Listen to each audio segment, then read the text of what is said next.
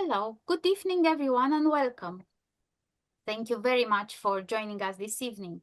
I am Georgia Christea, Tax Events Coordinator, and it's a great pleasure to open our 2025 session of TAC Talks and introduce Tony Peart to present this evening TAC Talk, a sense of proportion and puritanical love of simplicity, the life and work of CFA Voysey. After a year filled with inspiring talks from international speakers, I thought it would be wonderful to delve into the work of some truly inspirational British architects, such as Voysey. This event, we are delighted to welcome Tony Peart, one of the leading experts on Voysey, who will share fascinating insights into the lesser-known aspects of the architect's and designer complex life and work. His presentation will explore a wide range of Voysey's contribution to the decorative arts and architecture.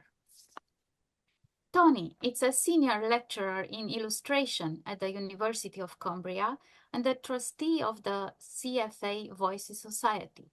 He has extensively researched and written about many facets of Voysey's work as a designer, as well as broader themes in the 19th and early 20th century decorative designs. Tony has also spent years researching a monograph on the Birmingham Guild of Handicraft and recently published a paper on Betula Limited, a small London-based furniture firm that in the 1930s designed and manufactured expressionist furniture inspired by the ideas of the philosopher and mystic Rudolf Steiner. I'd like now to hand over to Tony, who will introduce us to the fascinating universe of Voysey. But first, a quick announcement. After the talk, we'll have a question and answer session. If you have any questions during the presentation, please type them into the message bar at the bottom of your screen. Following the talk, I will invite you to unmute your microphone, raise your hand, and ask your questions directly. Thank you very much. Tony, please. Thank you very much, Georgia, and thank you very much, everyone. It's a good job Top of the Pops is no longer on a Thursday night. Right, so there's a lot to get through. If we can get it to work, hold on, sorry. That's interesting. There we go. Yes, it just works on screen. Do apologise. So yes, my background isn't particularly architecture. I trained as an illustrator back in the early 1980s, and Voysey came into my life through the Studio magazine. I was very influenced by late 19th century painters and used to buy copies of the Studio from second-hand bookshops for the art content. But obviously there's a lot of arts and crafts movement work in the Studio, and I fell in love with Voysey furniture. That was my first encounter with the great man. So much so that having worked in an art college all these years, I've actually made quite a lot of Voysey furniture as well. So these are sort of modelled on that chair on the left, which appeared in the Studio in 1898. He was born in 1857, to paraphrase Whistler, born in Hull to be near his mother. His father was the Reverend Charles Voysey. I'll talk about him in a second. Voysey had mild learning difficulties. I think we would sort of probably say he certainly had dyslexia. That was something that sort of followed him throughout his life. In today's terms, he was probably on various spectrums as well. So he was essentially home educated with his father. And here is the Reverend Charles Voysey. A lot of you probably know that the Reverend Voysey was deprived of his living. I think a lot of people assume that he stepped out of line and was summarily punished very quickly. But he actually took on the established church over many years. He was removed from his curacy in 1863 when he was in Whitechapel and sent up to Hull, which is why Voysey was born in Hull, and eventually became a vicar at Helaw, which is out in the Yorkshire Wolds. But while he was in Helaw, he was publishing papers entitled The Sling and the Stone, which took on the orthodoxies of the Anglican Church.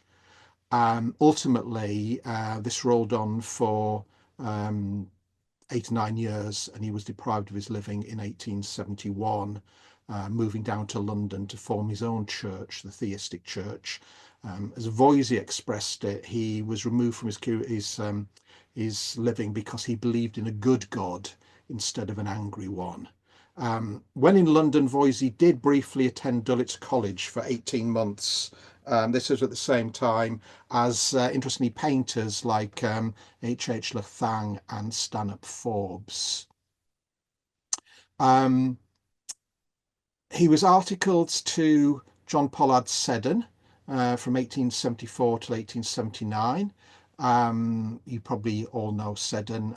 He moved in circles of people like William Burgess, Morris. This is the famous cabinet that was shown at the medieval court in 1862.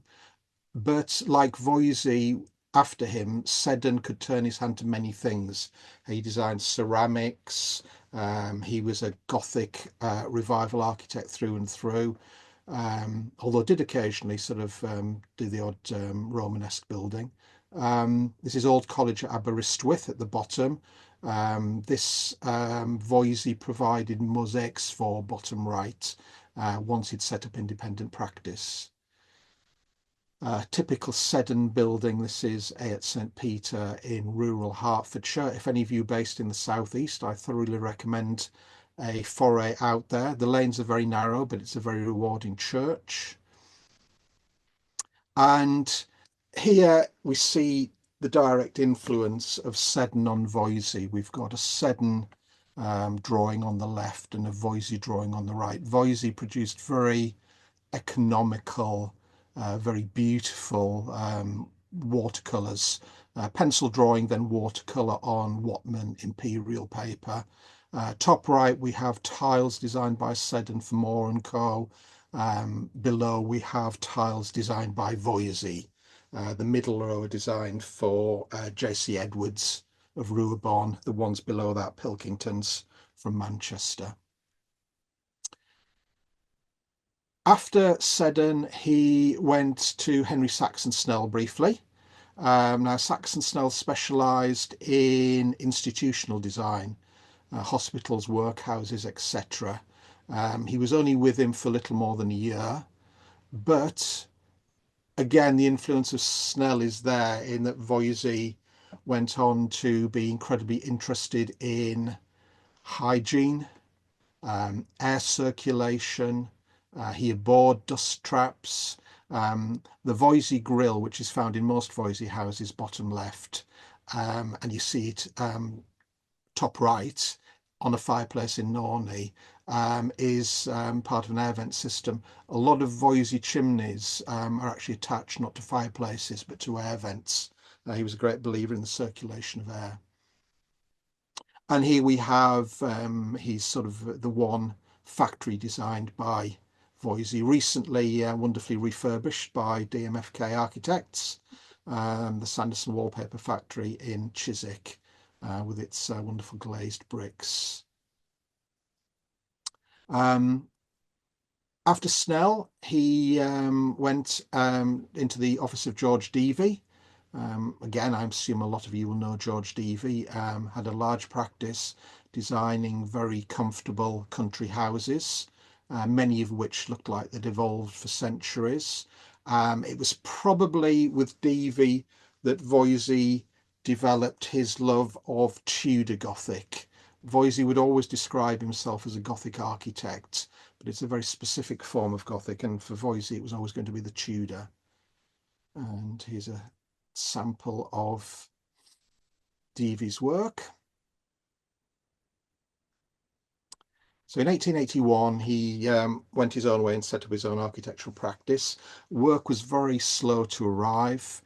He was mostly doing minor work, surveys, the odd small extension, etc. He was married before he was successful.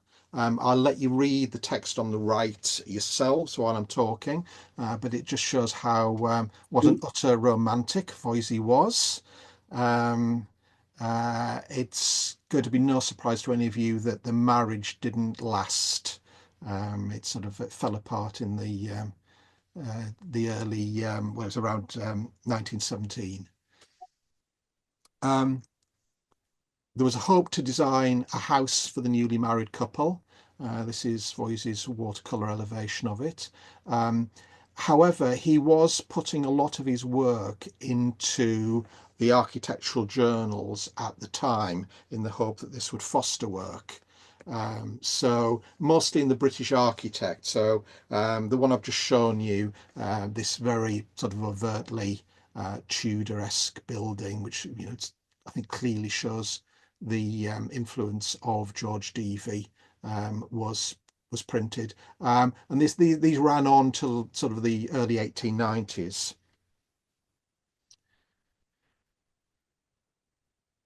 Now he needed to make money from other sources, and at this time he was moving in the circles of Arthur Haygate McMurdo, the founder of the Century Guilds.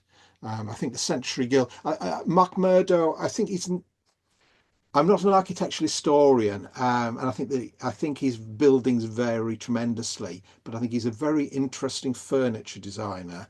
And I would argue that although the soul of the arts and crafts movement probably is with Morris and Ruskin, and before them Pugin, the aesthetic of arts and crafts furniture in particular starts with McMurdo.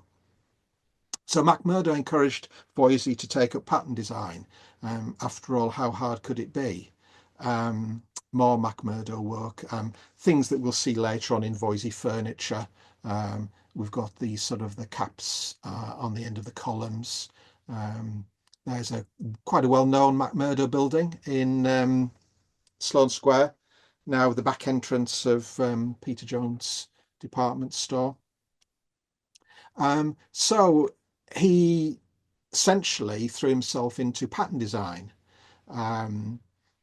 Now, this was in sort of on a big scale. I mean, pattern design is something Voysey did from this point onwards for the rest of his life. He's remarkable in the sense of not only doing architectural commissions, but actually sort of pretty much having a hand in every aspect of design. These are wallpapers, some of them are textiles. He would also look at carpet design. He was very proud of the fact that he was contracted by manufacturers to provide designs. Designs for one manufacturer could be recycled and done into a different media, so you often find a wallpaper design that is later reinvented as a woven textile. These are all for the Carlisle-based Alexander Morton and Company, woven fabrics, and obviously we see there the different colour weaves, etc. Carpet designs, ranging from quite expensive hand-knotted carpets on the left. That's an example of a Donegal carpet made by Alexander Morton Company, but out in County Donegal. And on the right, a machine-made carpet made by Tompkinson and Adam of Kidderminster. The Donegal carpets sort of were brought in. Liberty's had a hand in bringing them in as a slightly cheaper alternative to Morris's Hammersmith rugs. So it was a long time coming, but in 1888 the first house is built, and it looks like a Voysey house. It's lost the half timbering of the design for an artist's cottage. The interesting thing here is it was commissioned by a Warwick-based cement manufacturer, Michael H. Lakin, and very specifically asked Voysey for it to be rough cast. It was designed to show off the products. The interior walls were also skimmed in cement. And we've got the Voysey buttresses as well. Some of you might ask why the rough cast. Voysey's answer was that at the time, handmade bricks were hardly available. The only things that he could get his hands on were what he described as horrendous, deadly machine-made bricks. So the render disguised machine-made bricks, essentially. Most of his clients at this stage wanted cheaper houses. He wasn't a fan of 11-inch hollow walls. He didn't think there were walls at all. He favoured at this point 9-inch walls, solid brick, with the rough cast, and the buttresses were added to give stability to the walls. Same client, and another essay in what can be done with cement. This is a new wing to an existing house, which you can just see tucked away in the back there. Again, for Michael H. Lakin. A house in near Malvern. He did quite a lot of work near Malvern. In fact, at one time, he was almost considering moving to Malvern, but never did. Walnut Tree Farmers was now known as Bannock Tree Farm for R.H. Casley. And here's a house that many of you will recognise if you use the tube. So this is 14 South Parade, which was designed for an artist, Joseph Wilson Foster. The top floor is a sort of full floor artist studio with a north light out the back. And now this is the one that Pevsner, along with Betjeman, sort of cites as a precursor to modernism. Voysey was around at this time and was vehemently opposed to internationalism and the modern movements. He would self-identify as primarily an individualist, or occasionally he would sort of describe himself as the last disciple of Pugin, following that sort of English Gothic tradition. This is what Voysey had to say about modern architecture. There's a couple of examples just I've sort of randomly put in on the right there. Although I don't agree with Voysey. Bottom right is one of my favourite buildings in Northampton. That's New Ways, designed by the great Peter Behrens. Anyway, but the Foster House, that's my favourite photograph of it, because it's once you see it in context, you realise how uncompromising Voysey is. Voysey is sure that he is in the right, and I don't think he hated Queen Anne buildings particularly, but he certainly wasn't going to sort of bend to merge in with the rest of the sort of street scene in Bedford Park. Never built, but there could have been an even more impressive tower house in Bognor Regis. The model on the right is done by a Voysey Society member, the wonderful Graham Green, who makes fantastic sort of little scale models of mostly, I think, unexecuted Voysey buildings.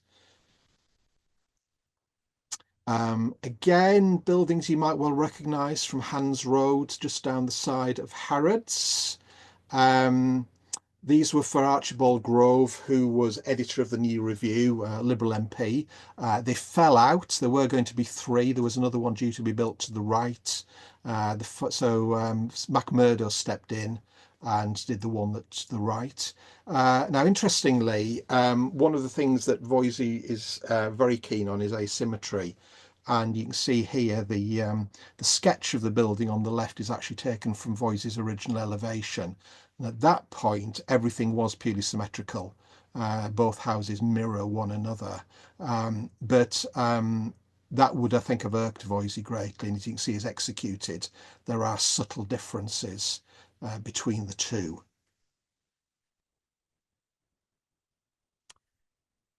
(1893) and the first great country house arrives. This is Perrycroft, which is just over the yon side of the Malvern Hills, the Herefordshire side, for John William Wilson, an MP and industrialist. As you can see, as built and as is now, the chimneys have been altered. That was a thing early on in Voysey's career, was the sort of putting these cappings on the chimneys, but I think they proved ineffective.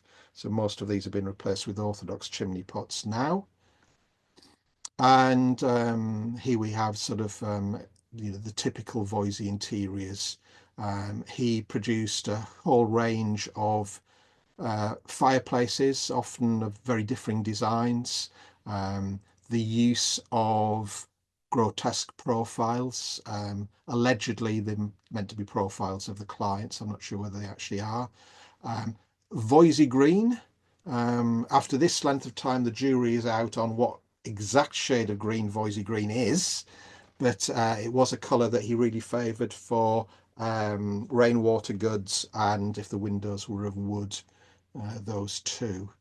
And he is a period sketch from the British Architect, 1895, I think by T. Raffles Davidson of Perrycroft, and it's a gorgeous view out towards British Camp on the Malvern Hills. This is a house for Emsley John Horniman, who we'll hear more of as the talk continues.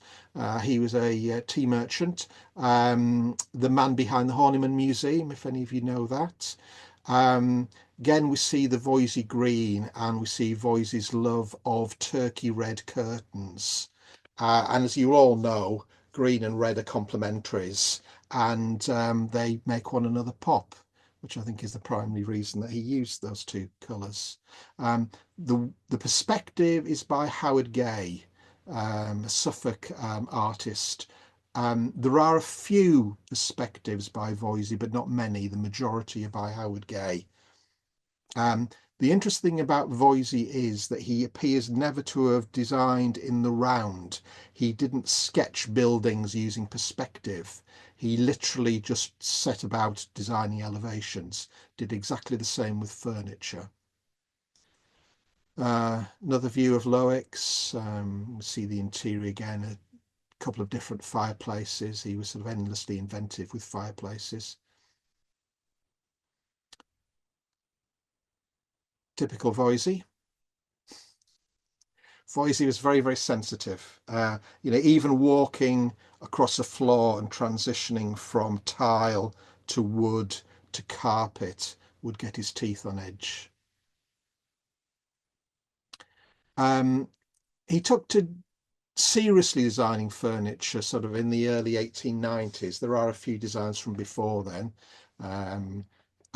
Similar in form. These are sort of the one on the left, a fall front cabinet, ladies' work cabinet. The one on the right, many of you will recognise it's in the V&A, in the sort of British galleries.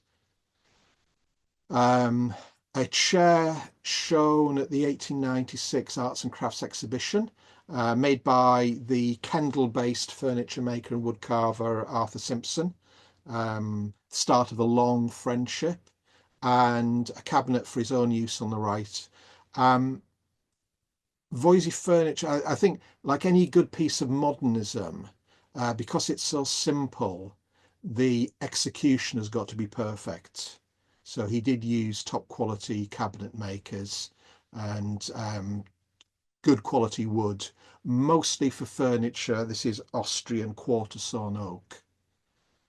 But he didn't find it easy. It was a process of trial and error. He would design something, have it made, obviously considered it, then worked out what could be improved the next time he designed something similar.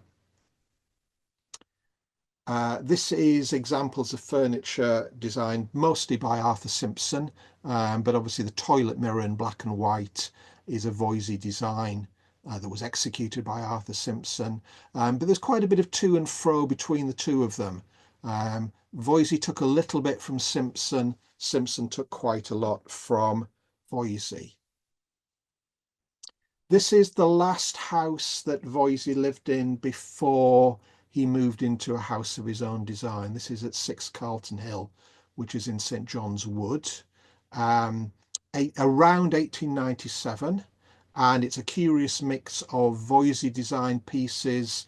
The cabinet far left is Voysey. If you look on the mantel shelf, there's a Voysey design clock. Mystery pieces like the cabinet to the left of the fireplace. Is that a very early Voysey piece, or did he buy it in? I assume the chairs were bought in commercially. And we've got the back of a writing cabinet and an oil lamp on the table. And here they are the right way around.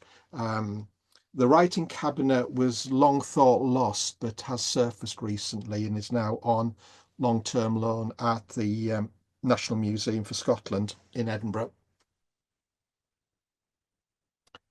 Um, L-shaped house designed for his father. This is Annesley Lodge in Platts Lane in Hampstead. We've got the typical Voysey heart-shaped letterbox there. Strap hinges with the hearts attached. This is a rare surviving photograph of his father's theistic church, which was, they moved into it had been a nonconformist building, and the theistic church took it on in 1885. It's now demolished, it's no longer there. If you look hard left in the photograph, you can just about make out the outline of the Voysey memorial plaque, this is a watercolour of it on the right, which is in the RIBA drawings collection. One of the large iconic houses, this is Greyfriars, which is on the Hog's Back. If you're ever queuing in traffic, you can occasionally gaze down the drive and see it. The Howard Gay perspective is as built. It's subsequently much altered. Many would say mullered by Herbert Baker, who came in 1913 and added various bits and bobs to it. Certainly changed that end elevation we're looking at there, top left and bottom left. And ever inventive, and I say Voysey was a great recycler of his designs. There is the Voysey mantel clock, as we saw in the other photograph, and here is the gatehouse to Greyfriars. They both arrive at roughly the same time. If you had to push me, I'd say probably the clock slightly predates the gatehouse. But there we go, and we see it in sort of architectural form. Now, things are building and there's a momentum growing, but it sort of gets, how would you describe it? To use the vernacular, insane.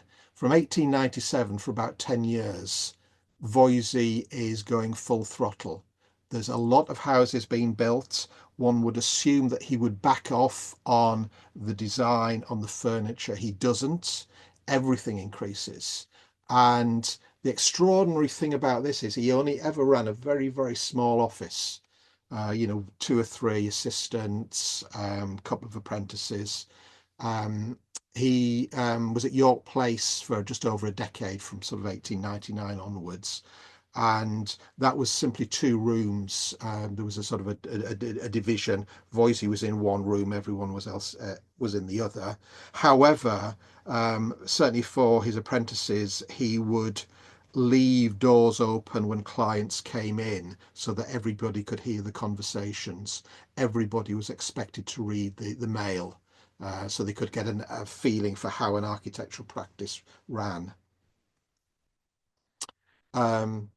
He's the wonderful Norney in the Surrey Hills. There are lots of lovely Voysey houses in the Surrey Hills, none of which you can see because they're at the end of very long drives, surrounded by trees.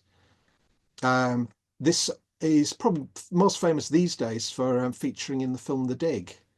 But here we have a fantastic Voysey interior. We have sort of he often used these sort of laths in the balustrades. I can sort of see this sort of being borrowed slightly by Frank Lloyd Wright when he comes to design some of his iconic chairs. And we have to remember that Voysey's work at this stage is being disseminated worldwide. It's in the journals, so lots of people are getting to see it. He was endlessly inventive with modest little gatehouses and lodges. There's, a lot of the bigger houses have these. This one's obviously at Norney.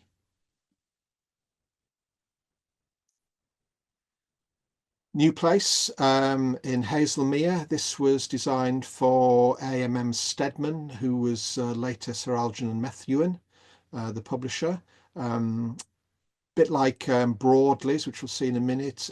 Sort of it's 2 stories at one side to the right, 3 stories at the other, built into a hillside. Not a huge amount of Voysey designed furniture were in these houses. They were mostly furnished to the client's own taste. Probably my favourite house, Broadleys. I would say that because I'm based in Cumbria. So this one's on my doorstep. Built as a holiday home for Arthur and Helen Currer-Briggs, who owned mines in Yorkshire, Castleford Way.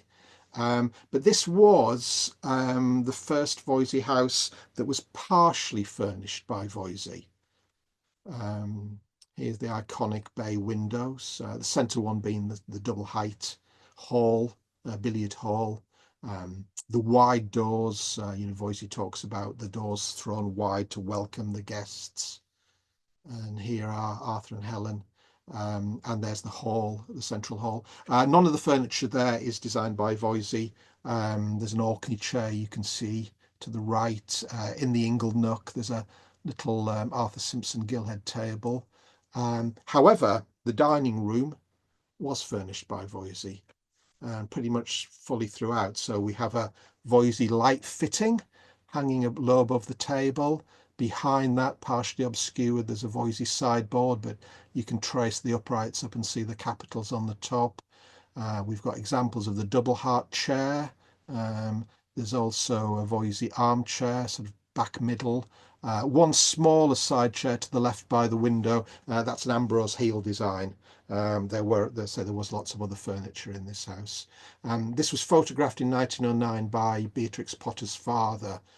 Broadley's was rented out after the Currer-Briggses, and the Potters would holiday there. So Voysey is associated with the Gesamtkunstwerk, the total artwork. However, he didn't actually design many total artworks. He designed lots of houses. The first interior that he fully designed was in an existing, I think probably early Victorian Georgian terrace house in Bayswater, 23 Queensborough Terrace, for William and Haidee Ward Higgs. We can see here examples of furniture. A lot of this furniture is now in the Wilson in Cheltenham, the writing cabinet on the left and the swan chair, one of the world's most uncomfortable chairs. And to the right, most of that furniture is designed by Voysey. And for this house was the famous Kelmscott Chaucer cabinet, which is in the Wilson, was designed. And here's an interesting before and after. We forget that 100 years or more has really changed the aesthetic of Voysey furniture. Voysey furniture was very, very light when new. Voysey interiors were almost Scandinavian. He would oil oak, so linseed oil, and that was about it. So it's quite pale, quite yellow, quite golden. But 100 years of coal fires and polishing has given it these rich sort of darker brown hues. Voysey's most extreme chairs were designed for the Ward Higgses. I would hate to be sort of dusting quite near to those. William over on the right there is sitting in the armchair version of the two side chairs. This design was quickly modified to provide something a little more practical. I mentioned earlier that Voysey described himself as the last disciple of Pugin. He was absolutely adamant that everything he designed had two qualities. One was the aesthetic, but the other was also a moral quality. He wrote, "Some would have us silence our reason and drink in sensuous beauty. Rather, we should approach the works of men in all time intelligently, seeking the higher motive of their action." And in Voysey's case, the action was a belief in a loving God. But I just put these in as a sort of compare and contrast. Here's the work of Pugin and a very well-known portrait of Pugin on the right. And when Voysey had his portrait painted, I'm pretty certain that's referencing the Pugin portrait. He definitely saw himself in line with Pugin. Another one of the great Lake District houses, Moor Crag, for J.W. Buckley, who was a Manchester textile merchant, with its famous cat slide roof. This one has been sensitively converted into two houses now. Another Howard Gay perspective on the left. Most of these Howard Gay perspectives were done for exhibition at the Royal Academy. He would put in work into the summer show. And there we've got details for the gate. And again, you see sort of Voysey's economic use of Whatman paper. There's a layering up of things, and sort of he works out what details people need and what things they don't need. Does exactly the same with his textile designs as well. He very rarely repeats repeating patterns. Famous clients. This one's for H.G. Wells, Spade House in Sandgate. I'm not sure what it is now. Latterly, it was a vegetarian restaurant, and then I think it became an old people's home. Voysey wanted to put a typical Voysey heart-shaped letterbox on. H.G. Wells didn't want that. They compromised by doing a spade-shaped letterbox. I think as executed, it's put on the other way up, but basically it's a Voysey heart turned upside down. Here's the wonderful Winsford Cottage Hospital, his only hospital. Yeah. Now wonderfully restored by the Landmark Trust. This is a Voysey designed property you can stay in. I think some of the cottages at Perrycroft, you can also stop in those as well if you want to experience more Voysey. But say designed as a hospital, but very practically designed. You've got the typical sort of curve from the floor to the wall there. This is a golden porcelaneous limestone transitioning into Connemara marble. But he would often use ceramic tiles as skirtings in kitchens, where water would be used. So he considered his duty to make everything as beautiful and pleasing to the eye and mind as possible. And here we have some Voysey metalwork. He designed lamps, he designed, as you can see there, we've got paperweights in the bottom middle, inkwells, pen trays, various forms of jugs, including ceramics. There's a ceramic coffee pot there. The image on the right is a detail of a beautifully modelled little paperweight. Interestingly, Voysey was also a sculptor.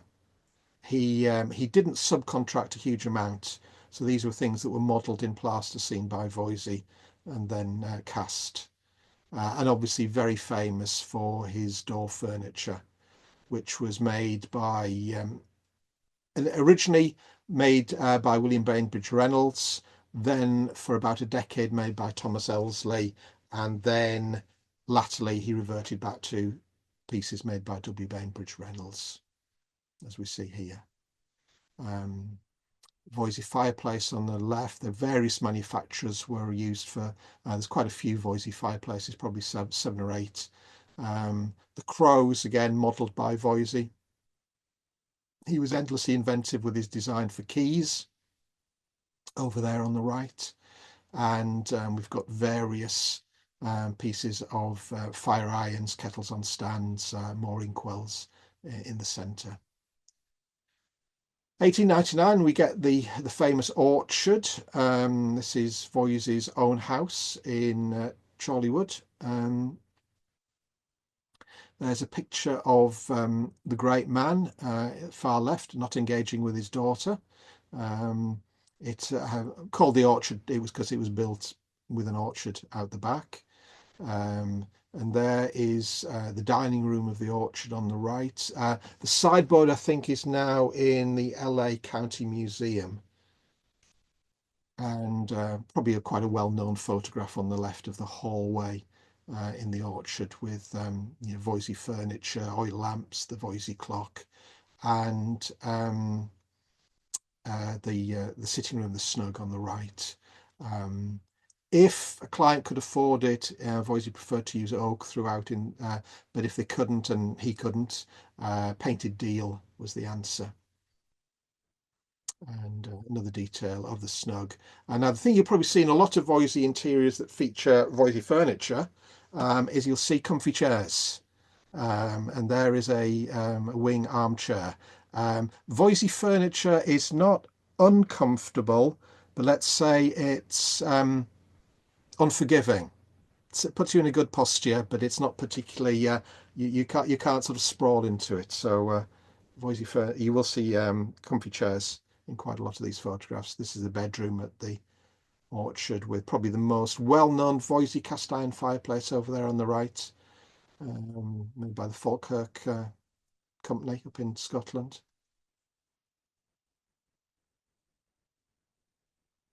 Now, Voysey was quite outspoken about things like wallpaper and things like knickknacks and ornaments.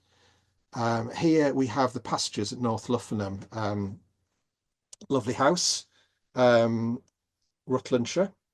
And here is reasonably famous watercolour perspective of the interior as illustrated in Modern Boforman, 1905. Now this was idealised. This is Voysey managing his image. Essentially, this is the house as it was furnished. Miss Conant's the client did like a knick-knack. So we can see even the clock. A lot of people thought this was proof there was an extra Voysey clock out there in the world. There actually isn't. The mantelpiece isn't wide enough anyway to house a Voysey clock. And as you can see, I think Miss Conant has her mice and figures or something arranged on the mantel shelf there. The ceramic tiles are designed by Voysey in the fireplace. And then back to the Chiswick Sanderson factory, 1902. And of course, Voysey not only was designing the factory, he was designing the wallpapers, he was designing the graphic design. It could be argued that he was partially responsible for creating corporate identity. There was a whole range of adverts that he designed for Essex and Company wallpapers, and also for Arthur Sanderson, that appeared in the journals of the time that kind of give the companies an image. I think most people would agree that it's Peter Behrens who ultimately is responsible for creating corporate identity. He wasn't anti-machine. He designs in a very rational way. He knew what could be made. He rarely made things that were problematic for woodworkers. This is interior alterations to a very orthodox Victorian villa on the Wirral. But this is a full Voysey interior, from the fender in the fireplace to the table, the chairs, etc. This is a fitted Voysey sideboard. It's there to this day. It's a listed building, so if you buy this one, you get a Voysey sideboard with your house. The demi-lune window still remains. Just an example of Voysey designing on the fly, as it were. Notice the height of the front uprights on the dresser, and here's the drawing of the dresser. So we can see it's got a lead insert in it. Very shortly thereafter, he was asked to provide another dresser, but now the uprights have become a little lower. It's a little more refined. There's a sort of a sense of stepping up from the front to the back. And we see that with Voysey's chairs as well. This is probably one of the most famous Voysey chairs, the single heart chair. A lot of people will know it from the second from the right armchair version, but as you can see, it came in many iterations, including an upholstered chair, far left. In fact, it's the far left upholstered chair that starts the series. That's the earliest design. This is Punch in 1903, parodying the arts and crafts movement. Voysey, it's mostly Bailey Scott designs that are parodied here, but the lady to the right is sitting at a pastiche of a Voysey table that was writing desk that was shown at the 1903 Arts and Crafts exhibition, and much criticised by critics for its uprights getting in the way of your elbows while you're writing. but busy period. There's lots of houses going up at this time. Just a small sample. Bottom right, Hollybank is just up the road from the pastures. And for Arthur Currer Briggs of Broadley's firm, we have the Whitwood Institute, which has a pub as part of it. I think Voysey designed in total 3 pubs. The perspective at the bottom is an original Voysey perspective. That's not Howard Gay. The run of terraces off to the right wasn't built, but pretty much everything as seen from the tower to the left was built. Another pub, the White Horse Inn, Stetchworth, now a private residence with an attached stable. And did Voysey build abroad? Yes, there was a house built in Aswan for Dr. H.E. Lee Canny. Voysey was very particular about respecting local vernacular traditions. Voysey was also could be incredibly contrary, if not bordering on the hypocritical. So here's Voysey exporting English Tudor to Egypt. That's a grab on the right from Google Street View from about 10 years ago. You can see it's been somewhat encroached. It's in the foreground. The sort of the beige building in the foreground is the house at Aswan. Subsequently, where the green tree is to the left, immediately abutting that wall, there's now I think it's about an 8-story building has gone up. I don't think it's listed in any way.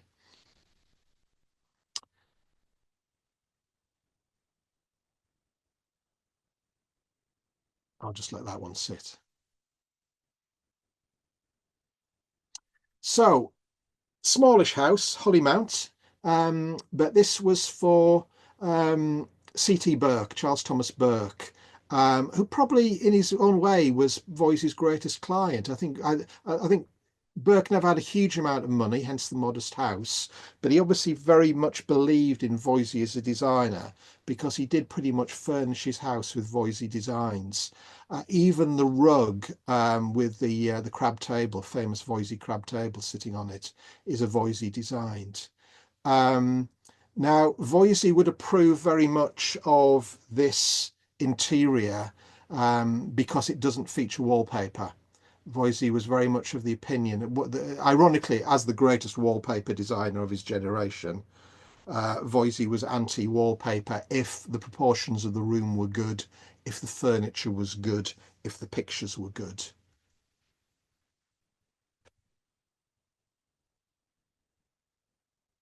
Ideas taken from Pugin. And here is, courtesy of Christopher Vickers, the elaborate woodwork involved in making a crab table.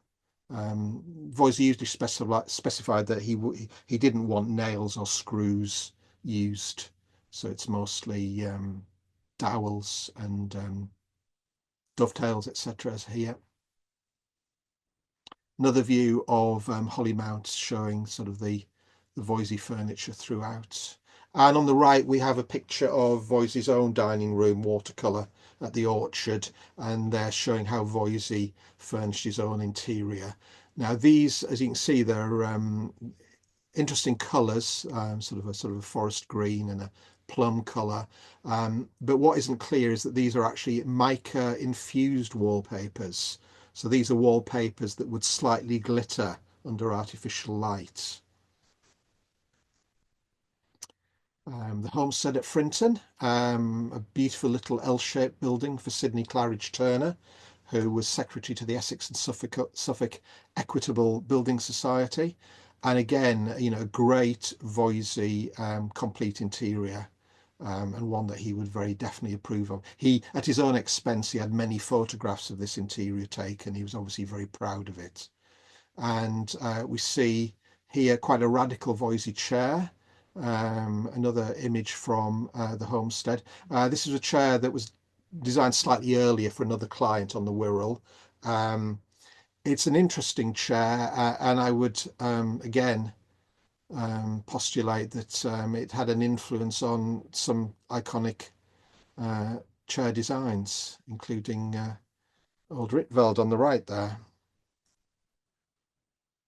The same client who commissioned Voysey to do Lowick's, Emsley Horniman, had become an MP by this time and needed a London base. So this is Garden Corner on next to Chelsea Physic Garden. So it was a 1879 building by Edward Ianson that Voysey was allowed to essentially gut. I think even floors were removed in this, so the shell was preserved, but Voysey was let loose on the interior. So here, from the studio, tinted photograph from the time, but I think this does give an impression of what an original Voysey interior actually felt like. Garden Corner has been lovingly restored by its most recent owners. The gold fireplace has been put back. Sadly, the gold fireplace, the original fireplace on the left there, was taken out in the 1980s, ironically by an architectural practice. But it's Campbell Langston Architects have sort of overseen this project and restored it to its glory. Another image just looking a bit to the left now. If you look through the doorway, the dado was comprised, I think, of green Westmoreland slate, if memory serves. That sadly is gone and hasn't been returned.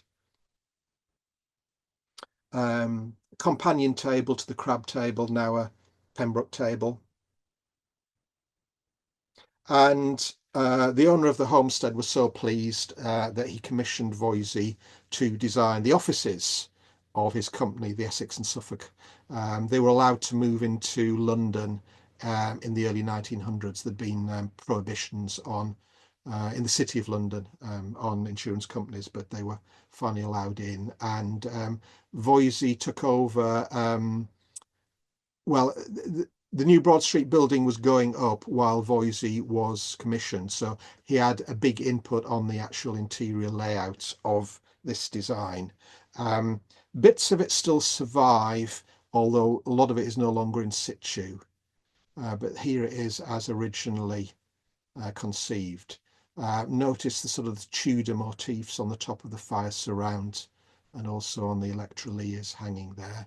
But pretty much everything you see there is designed by Voysey, including the perpetual calendar on the table. Stained glass was designed for this building as well. If you go to Broad Street, you'll see some of the original stained glass in situ. They were the shields of the different towns that the company did business in. But he also designed stained glass. Now in 1906, 1907, something interesting happens. On the left is Voysey's hand lettering from a 1906 publication, and on the right, Voysey's hand lettering from a 1915. These are both books authored by Voysey. And essentially what happened at this stage was he was absolutely distraught, angry, disgusted by his fellow architects' embracing of the classical revival, the Renaissance as it is known. And Voysey was not averse to histrionics and also cutting off his nose to spite his face. And for him, the true path was the Gothic. And from this point on, he is prepared now to finally pin his colours to the mast and overtly show that he's a devotee of the Gothic. And here is Voysey talking about the Renaissance. We only have documents of him going abroad twice, and on both occasions it was to Holland. I think he liked Dutch architecture. So, who betrayed him? Well, pretty much everybody. Lutyens in a massive way. These are before and afters, obviously. His good friend Walter Cave. It was never built, but on the right is how it still exists. This is the Essex and Suffolk headquarters in Colchester, and they were thinking about redeveloping it, and Voysey would have put a Tudor brick building on top of a classical building. I think he would have been very proud if that commission had come to be, but probably thankfully it didn't. And again, I'll let you read this yourself, but This is the reason why.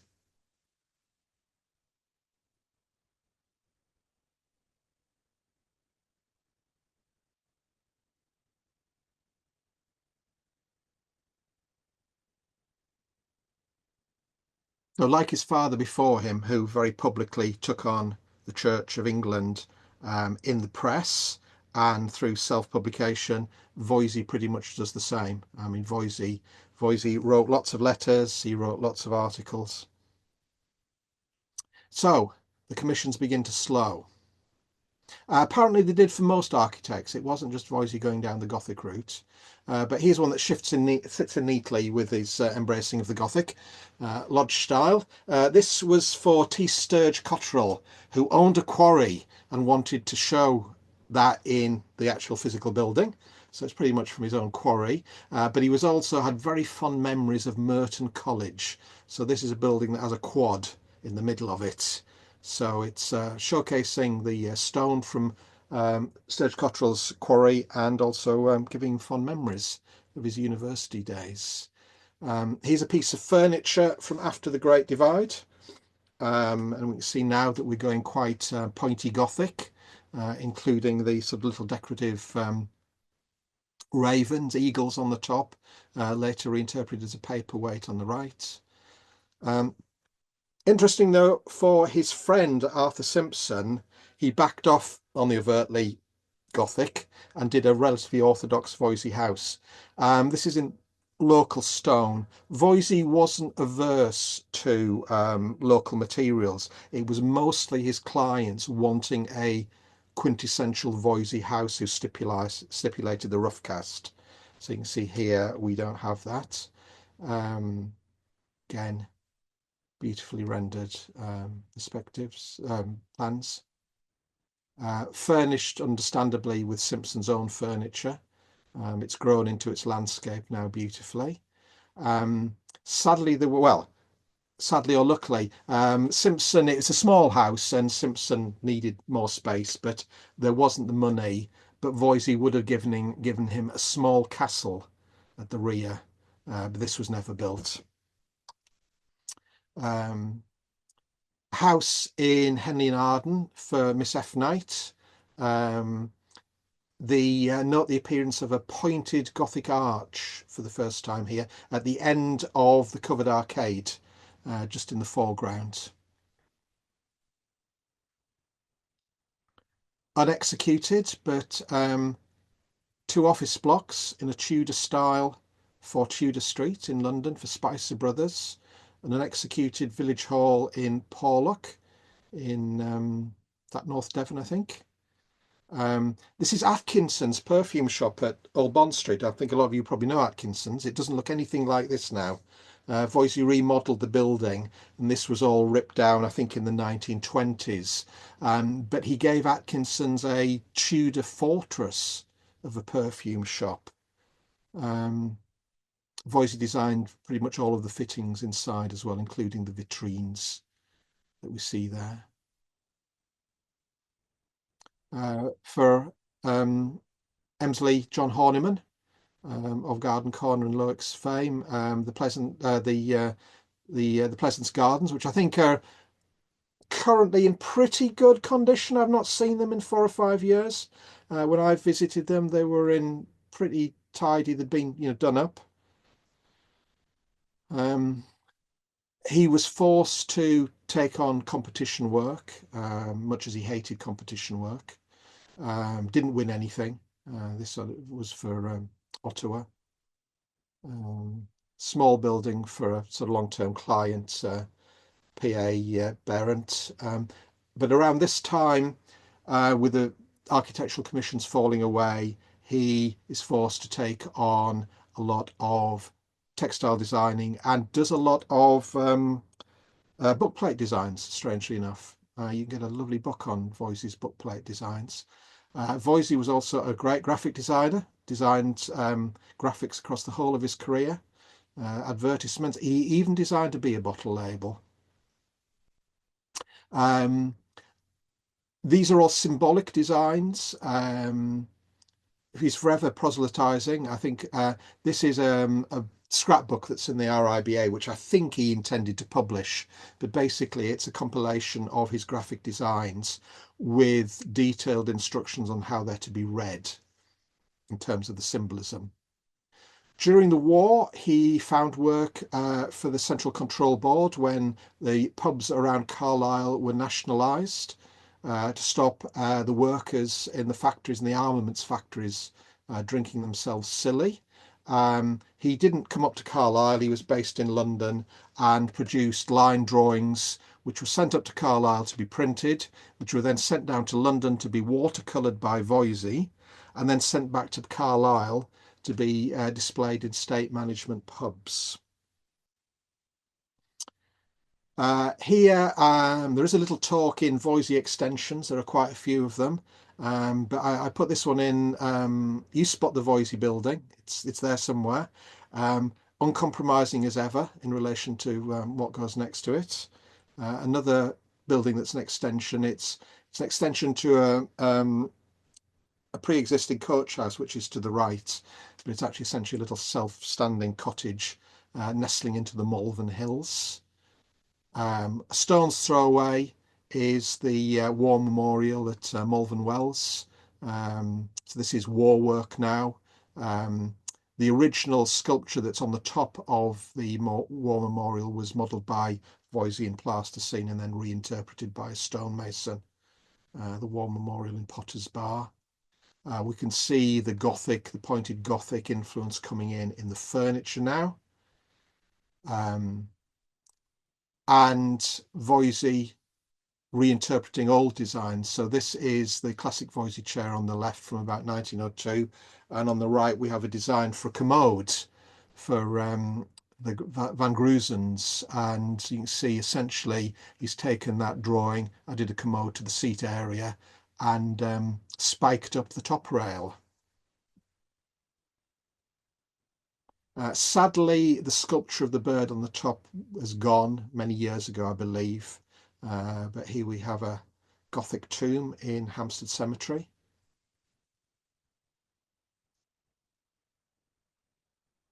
Tudor skyscrapers, 2 tower blocks for the Devonshire House site, which obviously never came to be, from 1923. Another competition design that never came to be for the Masonic Peace Memorial.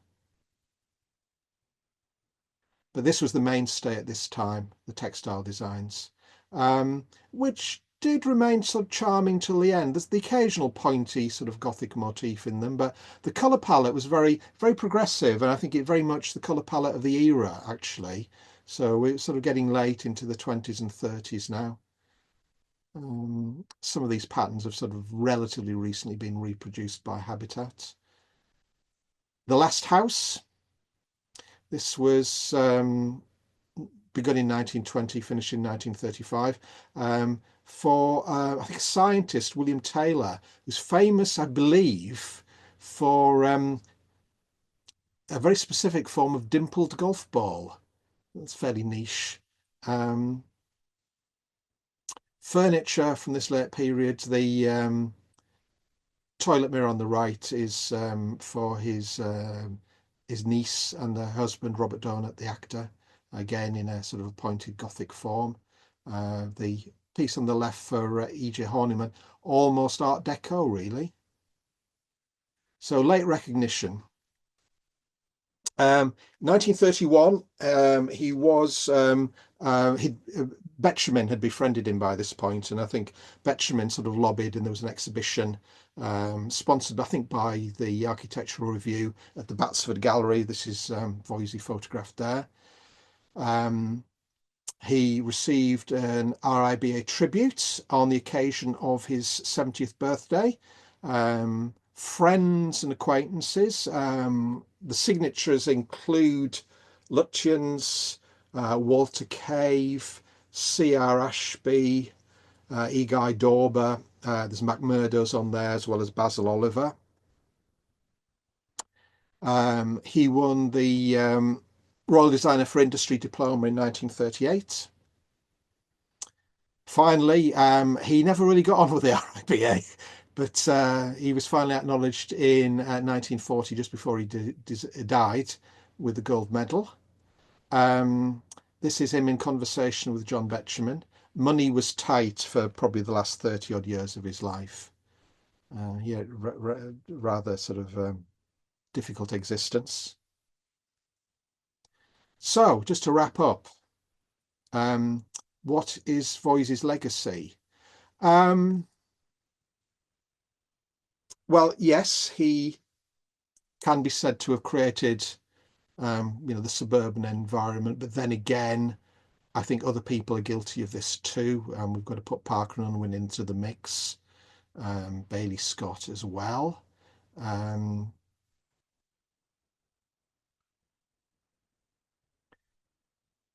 think Voysey languished for many years, like so many architects of this period. Really, it's only in the 1970s that we start to get sort of a momentum with a renewal of interest. But that's grown and grown, and we've had exhibitions. The first exhibition devoted to Voysey was in '78 at Brighton Museum and Art Gallery, and then some of you might remember it. There was a decorative design exhibition at the Hunterian in '93, and then also an exhibition at the Design Museum in '94. And obviously books on Voysey continue to be published. He continues to influence furniture makers. Bizarrely, the world of high fashion has seen Voysey. On the right there, we have Lowe, the Spanish, very expensive, I think, leather purveyors. But they had a whole collection devoted to Voysey of clothing and tote bags and what have you. The V&A are selling Voysey products like they're going out of fashion. And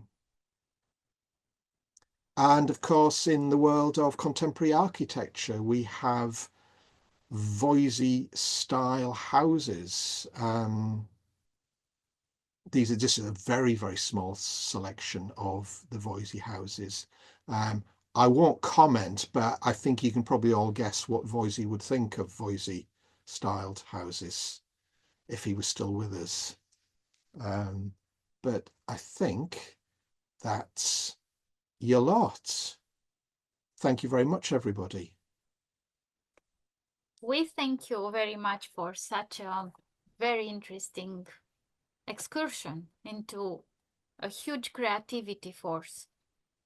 I hope only that our contemporary architects would be so creative to cover so many areas. And now is the time for questions and answers. Anyone would like to ask anything, please? If you want, please unmute your microphone, raise your head and go ahead, please. Robin Daly, if you would like to unmute.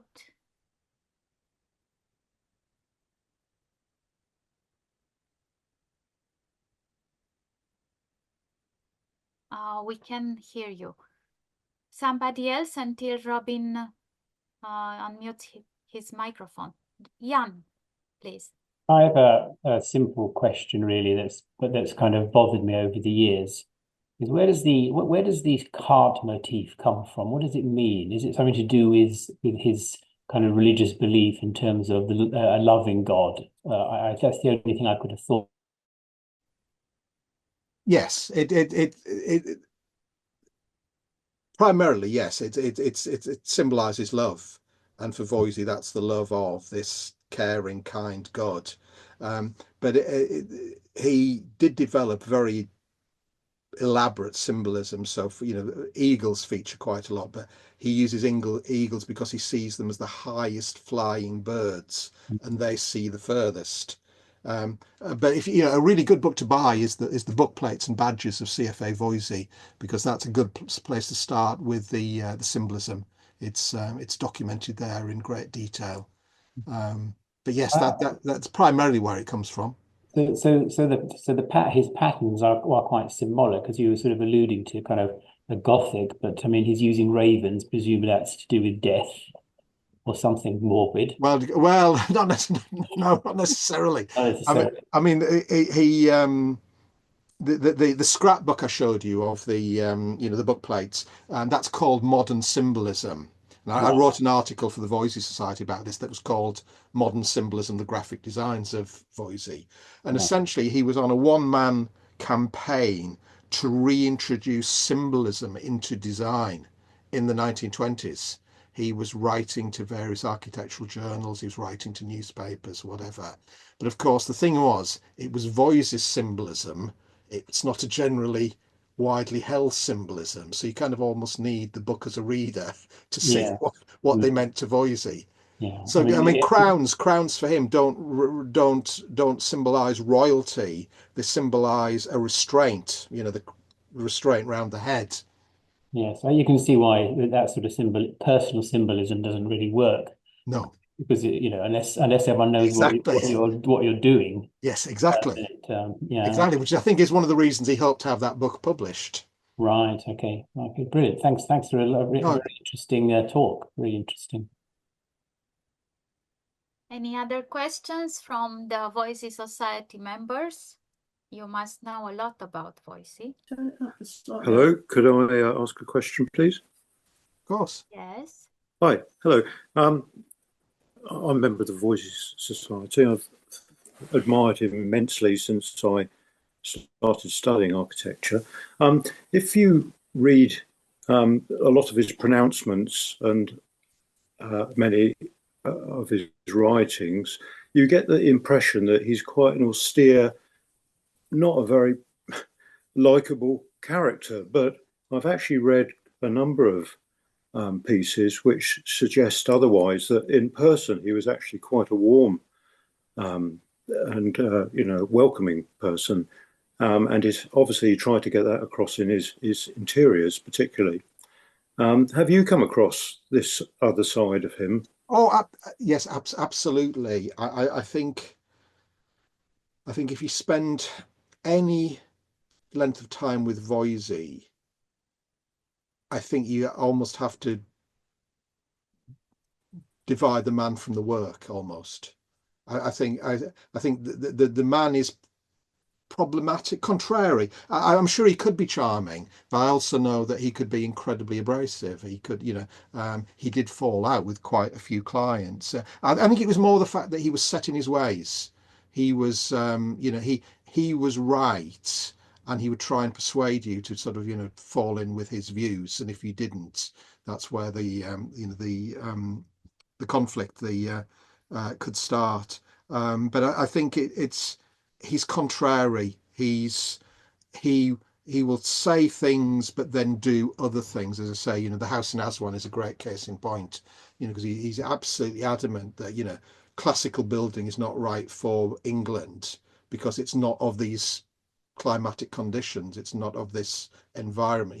The Tudor for him, I think, was the first uniquely English architecture, because I think Gothic might even been problematic with sort of European Gothic coming over, but I think he sees in Tudor architecture something that starts on these shores, but then he goes and takes Tudor architecture to Egypt. Thank you. So no, he's a man. He's interesting. I think he's very, very complex and very, very interesting, but quite contradictory at times. He clearly had some monumental arguments with some of his clients, but usually they seem to muddle through and carry on together. Yes, yes. I mean, sort of, they. I think it's not necessarily to do with him falling out with clients, but I think in terms of his productivity, I think there are more unexecuted designs for houses than there are executed. And these are, they're beautiful artworks going into some detail as well, but buildings that never came to be. But yes, I think he could be quite difficult. Now, certainly in terms of his family life, I think his wife was very long suffering and had a particularly difficult time, actually. Yeah. Thank you very much. Okay. Very interesting talk. Thank you. Thank you. Mr. Brown, you have a question. Thank you. Thank you very much, Tony. And I think you just touched on it a moment ago. You mentioned the Netherlands earlier in the talk. Did he travel further in Europe, or was that really his restriction there? Why do you think that was? I think off the top of my head, I think it was two trips organised by the Art Workers Guild. I think that's why he went, and I think he probably went because it didn't mean being away for that long. Hmm. He, I think he was in the 1920s. Dulwich College got in touch with him. They were putting together a compendium of old boys, and there was a set questionnaire sent out to everybody. And one of the questions was hobbies, and Voysey simply said work. That was it. He was a driven man. He was always working, and as I say, he wasn't, I don't think he delegated all that much. I mean, there are hundreds of pattern designs, and I think they're pretty much always by his own hand. Hmm. Yeah, more business than pleasure then. No, that's great. Thank you very much. Okay.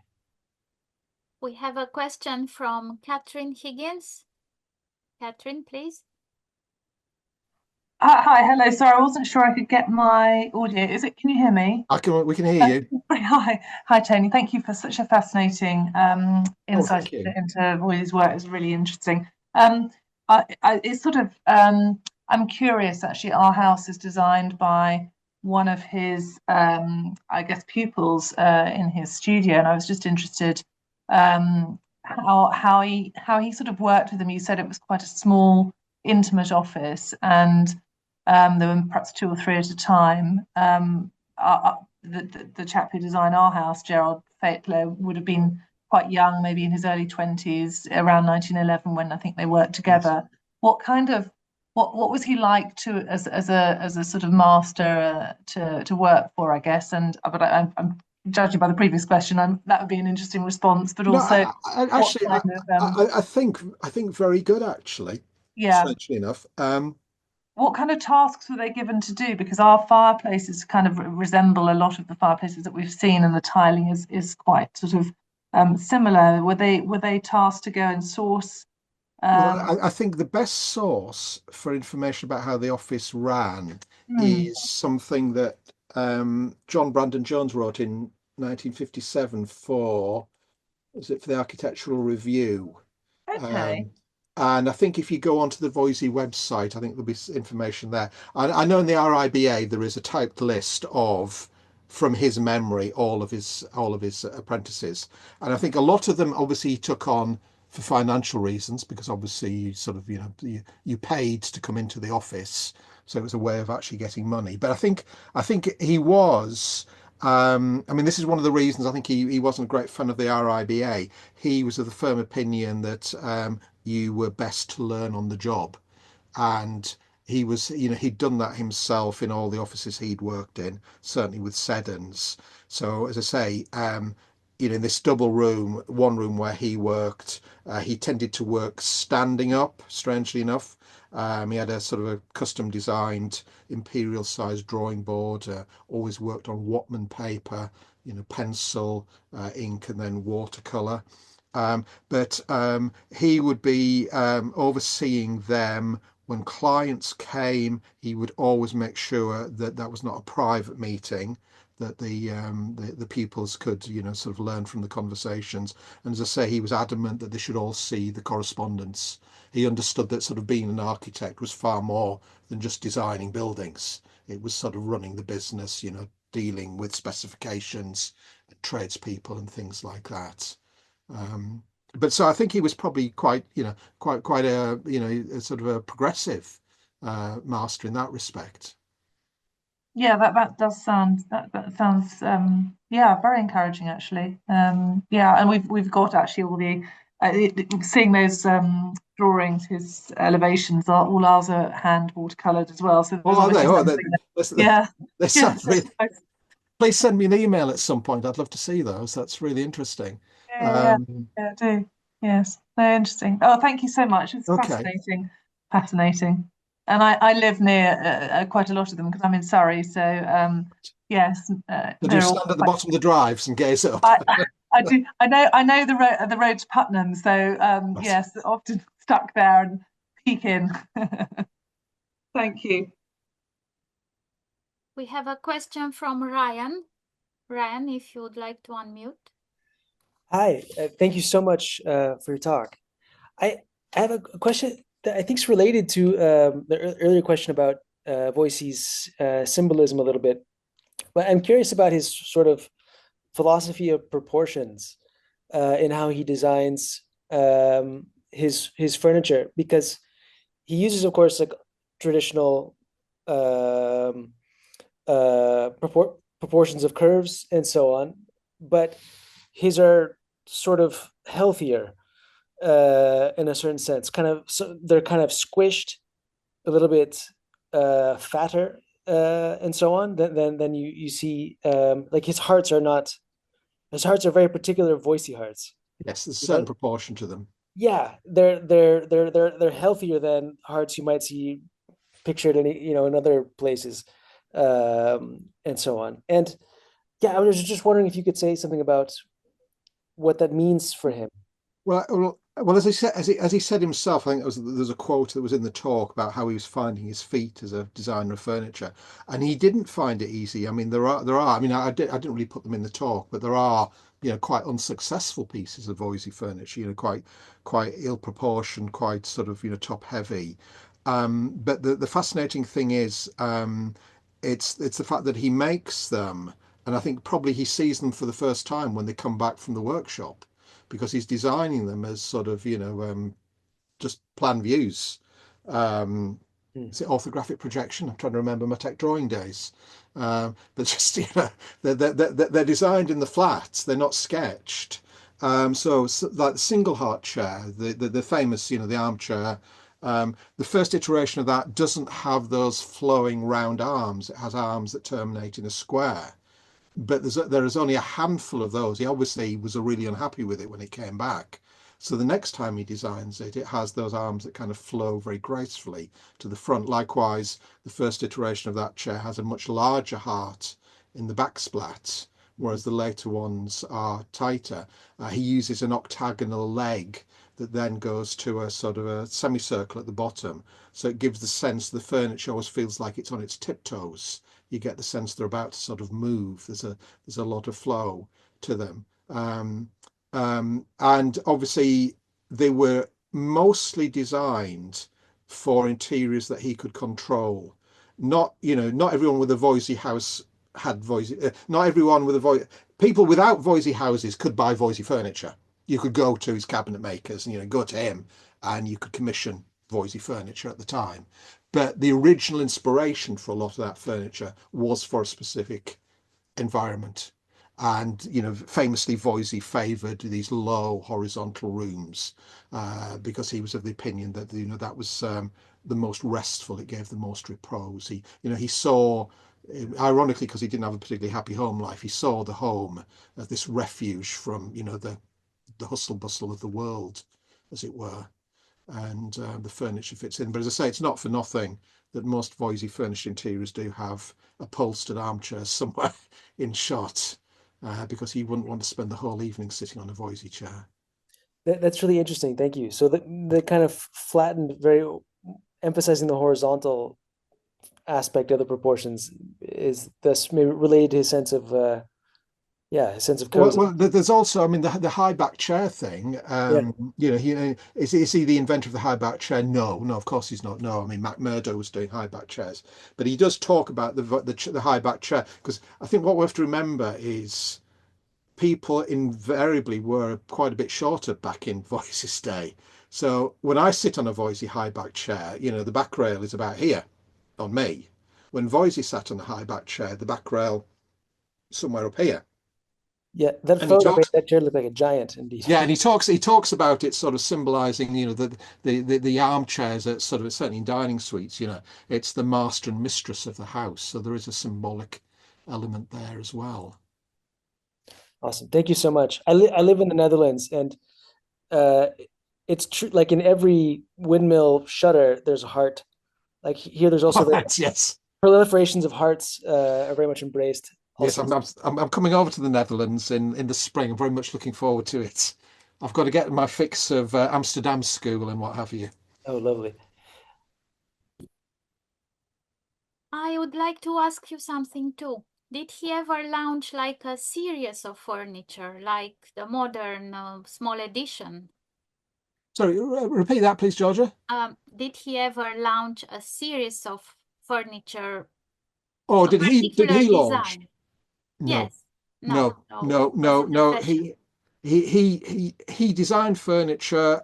From what I can gather, his regular furniture makers. I mean, basically, his working practice was he would design these beautiful watercolors on Whatman paper. And the furniture designs are done in pretty much the same way. But if you go to the RIB, and if any of you have the opportunity to look at original Voysey artwork in the RIBA, I'd thoroughly recommend it. They're beautiful things. But he would then have them inked onto linen. And the reason he had them inked onto linen was they would be folded and mailed, mailed to builders, mailed to clients, mailed to furniture makers, who I think would probably invariably make their own copies. So FC Nielsen, who's probably his main London maker, I think with Voysey's permission, I'm not sure how the financial arrangements worked, but if you wanted 4 Voysey chairs, you'd go to FC Nielsen. But of course, other companies got in on the act, so there are Voysey style chairs, which are not designed by Voysey, but Liberty's famously did Voysey-esque furniture that Voysey had nothing to do with, etc. But no, he never. He wasn't. His ears are quite contradictory. So, for instance, some of the metalwork I was showing you there, the sort of little the paperweight, and he designed a beautiful little table bell, and he gets them made in batches of 10, and then he has no way to sell them. So he sends them to his friend Arthur Simpson in Kendal, who's got a furniture showroom, and they discuss prices. And Voysey says, well, you can't give me a profit, because if you give me a profit, you'll be selling them at such a price no one will be able to afford them. So he's having them made and they're going out, but the only person making a very modest profit is going to be Arthur Simpson. It's very strange. No, but then again, was there a market for Voysey style furniture later on when he needed the money? The answer to that is no, I don't think there was. And it wasn't cheap. We're talking about it's top quality woods, the top quality makers. So I think a typical Voysey sideboard, if you move the money forward, you're starting at probably about £5,000 to £7,000 in terms of today's money. And another question, more practical, those little platforms on top of the pillars, were they meant to have a candle or a type of lighting there? No, I think they're purely decorative. They're a satisfying way of, it's. I think it's a way of. I think he's quite good at composition. So I think he's throwing the eye up, but then he doesn't want your eye to go all the way up. So they're there to kind of to visually block the eye line. No, I think the only use of that I'm aware of, there's a famous Walter Cave piano made by Bechstein, which was kind of borrowed from a Voysey design, and that does at the front, by the end of the keyboard, have those little caps. And in that case, yes, they were designed to hold candles, but no, in Voysey's cases, they're there for decorative purposes. Thank you. Don't mention it. Now a question for the Voysey Society. I hope that you can take us, Tag, to some site visits. I think after this talk, a lot of members would like to see the property which can be visited. We will be very happy to join you when you organize tours. Are you doing that very often or not quite? We do. We just had a committee meeting yesterday about this. We try to put on visits 2 or 3 times a year. Obviously, with them being mostly people's homes, numbers are strictly limited, so they're never huge groups. I do know that if you Google it, Winsford Cottage Hospital, which is owned by Landmark, I think in July, They've got an open weekend, so you can visit that. Priorfield School in Surrey normally opens its doors for the September Heritage open days. Houses. Yes. If you're ever in the Lake District and you go to Bailey Scott's Blackwell, Windermere, they now do tours where you can book on and they'll take you down to Broadleys, so you can do Blackwell and Broadleys. However, the people at the Windermere Motorboat Club are normally very, very accommodating unless there's a wedding on. So if you're literally driving past Broadleys, which is on the low road along Lake Windermere, just call in on the off chance, and they're well used to allowing Voysey fans to wander around and see the building. Thank you. That's very good to know. And if you have spare places, please let us know. I'm sure that some TAG members would love to visit those.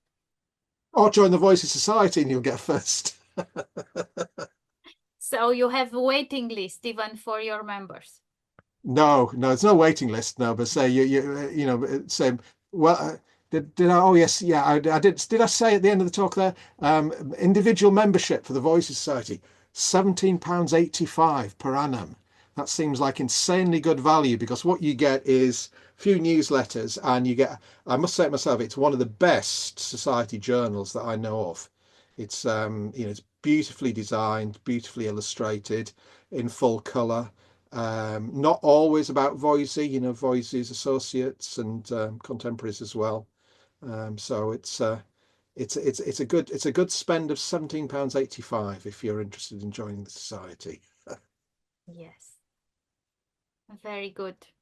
So if there aren't any other questions, we will wrap it here, but not before thanking Tony very, very much for such an interesting lecture. I think all of us learned a lot.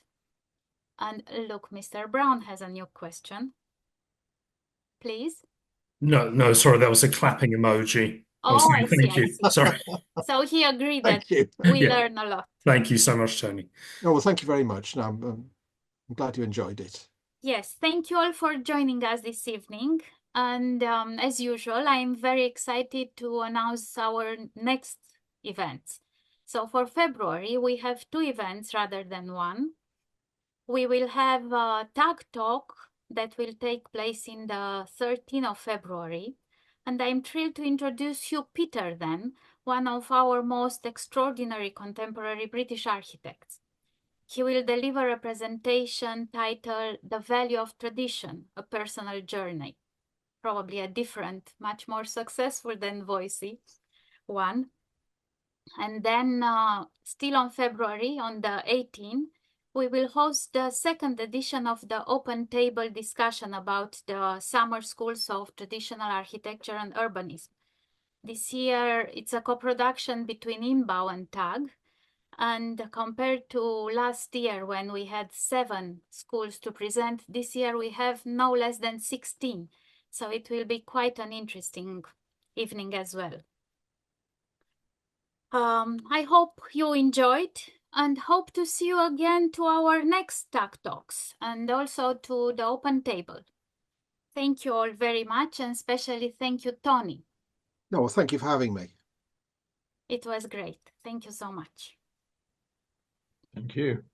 Goodbye. Bye, everybody.